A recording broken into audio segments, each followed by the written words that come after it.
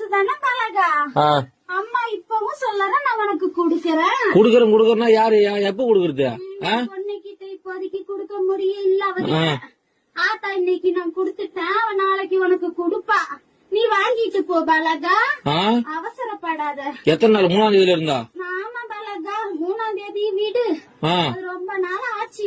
விடு, நீ ஈஸியா சொல்ற. வீட்டுல உட்காந்து விடு, நான் போய் பேச்சு வாங்கி நீ வாங்க பணத்துக்கு. நீ ஏன் பதில் சொல்ற? அம்மா நான் சொல்றேன். சொல்ல பதில். என் பொண்ணுக்கு ஆத்தா நான் குடுத்துட்டேன். என் பொண்ணு கையெல்லாம் உன் கைக்கு வந்ததுக்கு அப்புறம் குடுக்க வேண்டிய இடத்துல குடுத்துக்க பலகா. எப்போ வரும்?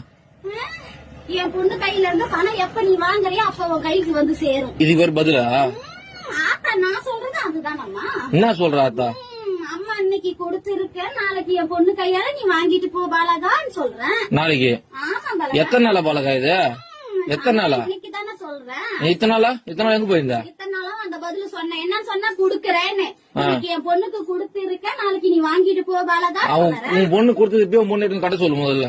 என் பொண்ணு கையில இன்னும் பணமா வந்து சேரல. அப்புறம் கொடுக்க வேண்டிய சீரை தான் கொடுத்திருக்க இன்னைக்கு. என் நகையா பவுனா கொடுத்து வச்சுக்கிறியா? நாளைக்கு உன் கையில பணமா வரும் பாலகா. லோனை வாங்கி போட்டு இது ஒரு கதை. லோன் இல்ல, வாங்கின கடனுக்கு தான் எங்க அண்ணனுக்கு நீயே வட்டி கட்டிக்கிட்டு வர.